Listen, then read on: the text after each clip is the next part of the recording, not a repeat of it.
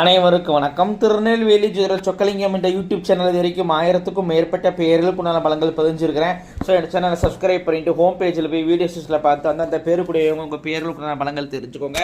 குறிப்பாக அந்த சிந்தியா அப்படிங்கிற பேருடையவங்க உங்கள் குடும்பத்திலேயே சொந்தக்காரங்களே நட்போட்டத்தில் இருந்தாங்கன்னா அவங்களுக்கு நம்ம வீடியோ லிங்கை தயவு செஞ்சு ஷேர் பண்ணுங்கள்.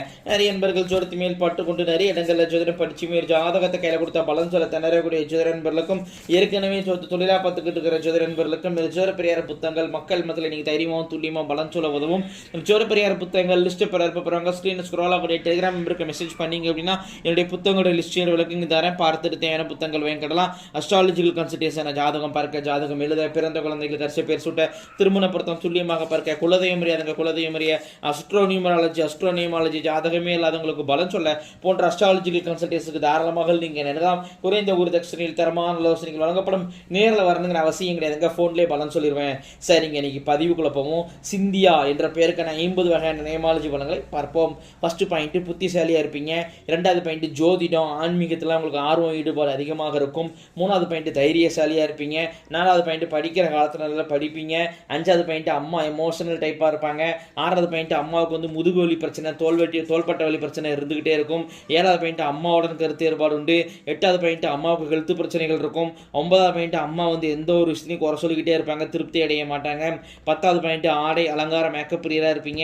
11வது பாயிண்ட், மற்றவங்களை விமர்சனம் செய்யக்கூடிய குணம் உங்கள்கிட்ட உண்டுங்க. 12வது பாயிண்ட், பெத்த பிள்ளைங்களை கூட சகஜமான உறவு இருக்காது.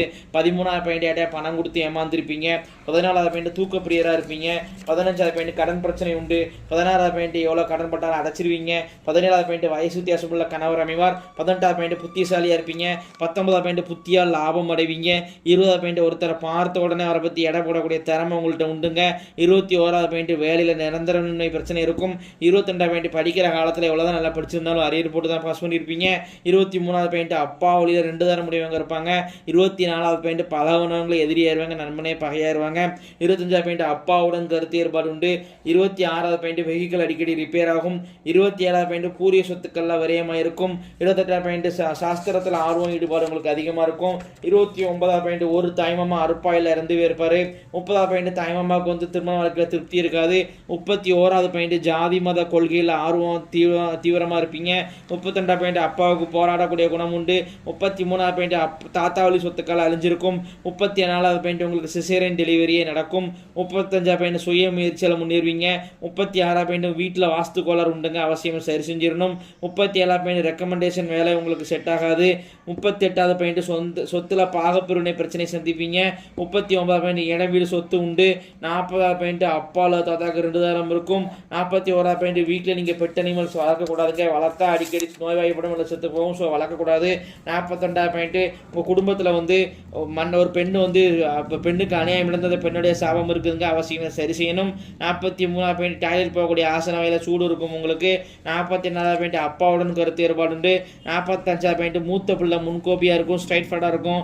46வது பாயிண்ட், திருமணம் தாமதமாகும். 47வது பாயிண்ட், இடம் வீடு சொத்தால் சம்பந்தமான பிரச்சனையை சந்திப்பீங்க. 48வது பாயிண்ட், நிர்வாகத்திறமை உண்டு உங்கள்கிட்ட. 49வது பாயிண்ட், நல்ல கௌரவமான வேலை அமையும். இல்லை சார் நான் ஹவுஸ் ஒய்ஃப் அப்படின்னா வீட்டில் வந்து உங்கள் அதிகாரம் தான் இருக்கும், உங்கள் பேச்சு மீறி கணவரால் ஒன்றும் செய்ய முடியாது. 50வது பாயிண்ட், உங்களுடைய ஆத்மார்த்தமான தெய்வம் முன் ஜென்மத்தில் நீங்கிறப்ப வேண்டி விரும்பி வழிபட்ட தெய்வம் இந்த ஜென்மத்தை அர்பாலிக்கு நிற்கிறது யார் அப்படின்னு கேட்டிங்கன்னா சாய்பாபா தாங்க. இத்துடன் சிந்தியா என்ற பேருக்கான 50 வகையான நேமாலஜி பலன்கள் முடிவடைகின்றன. இந்த பேரை வச்சு நம்ம பலன் சொல்கிறேன் அப்படின்னா ஜாதகத்தை வச்சு நல்லா அதிகமாகவும் இல்லை துல்லியமாகவும் சொல்லுவேன் அப்படிங்கிறத யோசிச்சு பாருங்க நண்பர்களே. ஸோ ஒரு முறை அஸ்ட்ராலஜிக்கல் கன்சல்டேஷனுக்கு வாங்க. நன்றி நேயர்களே, நன்றி, வணக்கம்.